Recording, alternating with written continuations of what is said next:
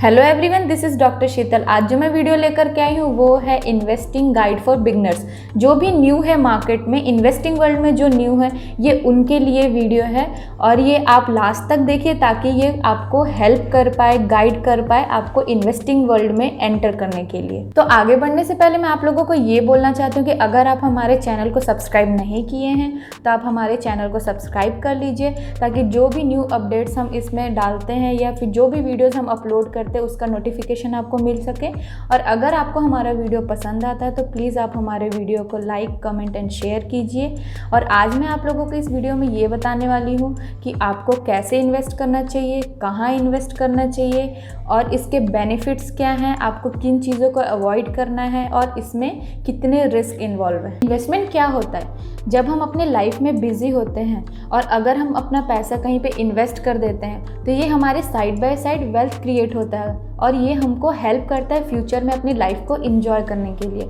तो ये एक ज़रिया है हैप्पी लाइफ जीने के लिए। तो हमारा ऑब्जेक्टिव क्या होता है इन्वेस्टमेंट का कि हम उसे अलग अलग स्कीम में इन्वेस्ट करें और होप यही रहता है कि वो हमें प्रॉफिट अर्न करके इन फ्यूचर में देगा और ये हमारे लिए वेल्थ क्रिएशन है। अगर हम इसको लॉन्ग टर्म के लिए इन्वेस्ट करते हैं तो ये हमारा वेल्थ क्रिएशन ही है। तो चलिए अब हम देखते हैं कि हमें क्यों इन्वेस्ट करना चाहिए। सबसे पहले तो ये है कि ये आपको इनकम को इंक्रीज़ करता है, इन द सेंस आपको हेल्प करता है आपके इनकम और आपके अर्निंग को इंक्रीज़ करने में। देन आपका क्या है, ये आपके सेविंग को भी इंक्रीज़ करता है। कैसे इंक्रीज़ करता है? आप जो भी प्लान्स लिए हैं, जो भी स्कीम में इन्वेस्ट किए हैं, वो आपका मंथली है या क्वार्टरली है या ईयरली है, उस बेसिस पे आपने स्कीम सेलेक्ट किया है तो वो उतना अमाउंट आपका फिक्स है कि हर मंथ या साल में या फिर क्वार्टरली उतना मनी आपका जाने वाला है। मतलब आपका वो कहीं ना कहीं एक तरीके से सेविंग हो रहा है। देन आपका क्या है कि जो भी आपके फाइनेंस एक्सपेंसेस है उसको भी फुलफ़िल करने में ये हेल्प करता है। आपके जो भी एक्सपेंसेस है वो आप इजीली इससे पेमेंट करके अपने एक्सपेंसेस को फुलफ़िल कर सकते हैं। और ये हमें हेल्प करता है इन्फ्लेशन से फाइट करने में भी, क्योंकि अगर हम कहीं पे अपना मनी इन्वेस्ट करके रखे हुए हैं और इन्फ्लेशन आ गया तो उस टाइम पे क्या होता है, अगर आपके पास पैसे नहीं है तो आप वहाँ से निकाल भी सकते हैं पैसे और वो आप उसको यूज़ भी कर सकते हैं। तो ये हमें हेल्प करता है इन्फ्लेशन से फाइट करने में और ये हमारे टैक्स लायबिलिटीज़ को भी रिड्यूस करता है। तो अब सबसे बड़ा क्वेश्चन क्या आता है कि हमें कहाँ इन्वेस्ट करना चाहिए। तो आज मैं आप लोगों को कुछ ऑप्शंस बता रही हूँ जो आप सेलेक्ट कर सकते हैं अपने इन्वेस्टमेंट के लिए। पहला तो ये है कि आप डायरेक्ट इक्विटी में इन्वेस्ट कर सकते हैं। देन आपका है कि आप इक्विटी म्यूचुअल फंड में इन्वेस्ट कर सकते हैं। देन है debt mutual fund, pension schemes, provident fund, gold और आप एफडी भी कर सकते हैं जो सबसे ज़्यादा यूज़ करते हैं इंडियंस और उनको सबसे ज़्यादा उस पर ही ट्रस्ट रहता है क्योंकि उसमें रिस्क कम होता है। देन आपका है रियल एस्टेट में भी इन्वेस्ट कर सकते हैं। देन आप सीनियर सिटीजन सेविंग स्कीम में भी इन्वेस्ट कर सकते हैं। देन प्रधानमंत्री वय वंदना योजना में भी इन्वेस्ट कर सकते हैं और आप एसआईपी में भी इन्वेस्ट कर सकते हैं। तो ये है आपके ऑप्शंस जिसमें आप इन्वेस्ट कर सकते हैं। तो चलिए अब हम देखते हैं कि अगर हम कहीं पे इन्वेस्ट करते हैं तो उसका बेनिफिट्स क्या क्या मिलने वाला है हमको। तो सबसे पहले तो ये है कि आप इंजॉय कर सकते हैं अपने रिटायरमेंट को। इन द सेंस अगर आप रिटायर्ड हो जाते हैं तो आपके पास इनफ अमाउंट रहेगा कि आप अपने रिटायरमेंट के बाद वाली लाइफ को भी इंजॉय कर सकते हैं। देन आपका ये है कि आपको टैक्स बेनिफिट भी इसमें मिलता है। देन है आपका कि फ्लेक्सिबिलिटी रहती है। अगर आप कहीं पे इन्वेस्ट करके रखे हुए हैं तो आप अदर काम भी कर सकते हैं क्योंकि आपका एक फ़िक्स अमाउंट है जो कहीं पे इन्वेस्ट हो रहा है। तो यहाँ पे आपके पास फ्लेक्सिबिलिटी आ जाती है कि आप इजीली कुछ और काम भी कर सकते हैं। देन आपका ये है कि ये आपका वेल्थ क्रिएट भी करके देता है क्योंकि अगर आप लॉन्ग टर्म के लिए इन्वेस्ट कर रहे हैं तो वो आपके लिए वेल्थ क्रिएशन है। देन आपका है लॉन्ग टर्म फाइनेंशियल सिक्योरिटी, मतलब लंबे समय के लिए ये आपको हेल्प करता है, फाइनेंशियल सिक्योरिटी देता है आपको अगर आप कहीं पे इन्वेस्ट करके रखे हुए हैं तो। देन आपका है सस्टेनेबल फाइनेंशियल प्रोटेक्शन, मतलब ये आपको एक प्रोटेक्शन बनाए रखने के लिए हेल्प करता है। देन है आपका डेथ रिस्क कवरेज, अगर अर्निंग मेंबर की ही डेथ हो जाती है घर में तो आप क्या करेंगे। तो अगर आप कहीं पे इन्वेस्ट किए हुए हैं तो वो आपकी फैमिली को हेल्प करेगा कि वो अपने बेसिक नीड्स को उससे फुलफिल कर पाएँ।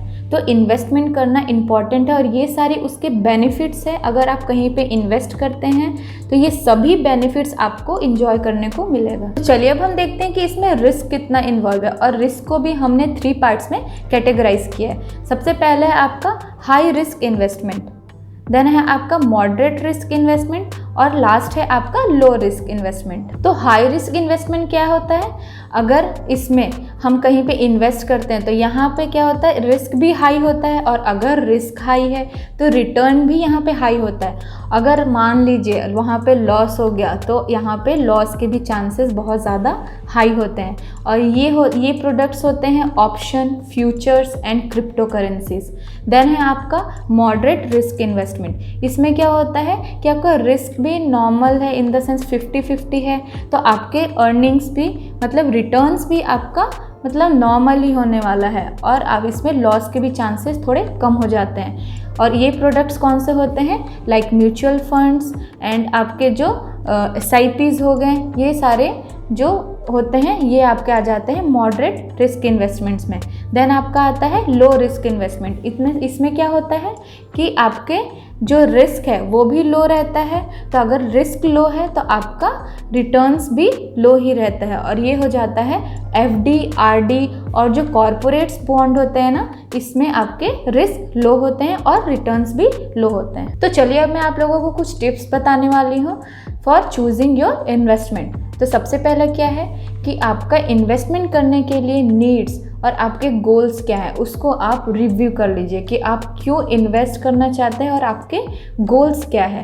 देन आपका ये भी आप देख लीजिए कि आप कितने टाइम तक के लिए आप इन्वेस्ट कर सकते हैं। उसके बाद आप इन्वेस्टमेंट प्लान बनाइए कि आपको कौन से प्लान लेने हैं, कितने अमाउंट का प्लान लेना है, और देन आप उसको कहाँ कहाँ डाइवर्सिफाई करने वाले हैं। आप ये सारी चीज़ें पहले से ही रिव्यू कर लीजिए और सारी चीज़ों को प्लान कर लीजिए। देन आप डिसाइड करिए कि आप कैसे इन्वेस्टमेंट करने वाले हैं, किसी के थ्रू करना चाहते हैं या आप खुद से करना चाहते हैं। देन उसके चार्जेस क्या लगने वाले हैं आप ये भी देख लीजिए, चेक कर लीजिए।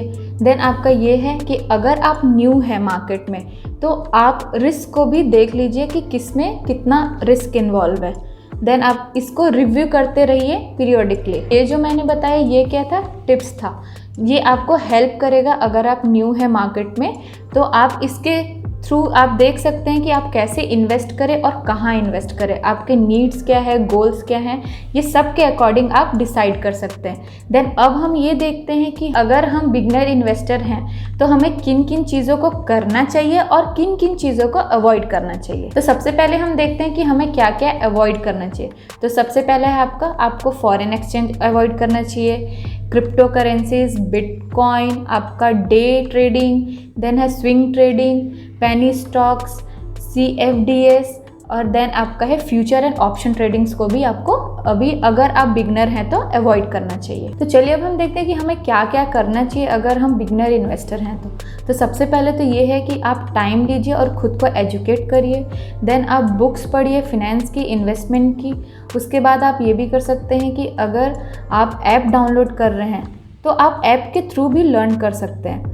देन आपका है कि अगर आप इन्वेस्ट कर रहे हैं तो आप ETFs में इन्वेस्ट करें। तो एट लास्ट में आप लोगों को यही बोलना चाहती हूँ कि अगर आप बिगनर इन्वेस्टर हैं तो सबसे पहले आप अपने नीड्स को देखिए कि आपको क्या नीड है और आपको कहाँ पे इन्वेस्ट करना चाहिए, किस कंपनी में इन्वेस्ट करना चाहिए, और उस कंपनी का परफॉर्मेंस भी देख लीजिए कि वो कैसा परफॉर्म की है। So thank you everyone, I hope कि आपको ये वीडियो हेल्प करेगी डिसीजन लेने में। Keep investing and keep learning.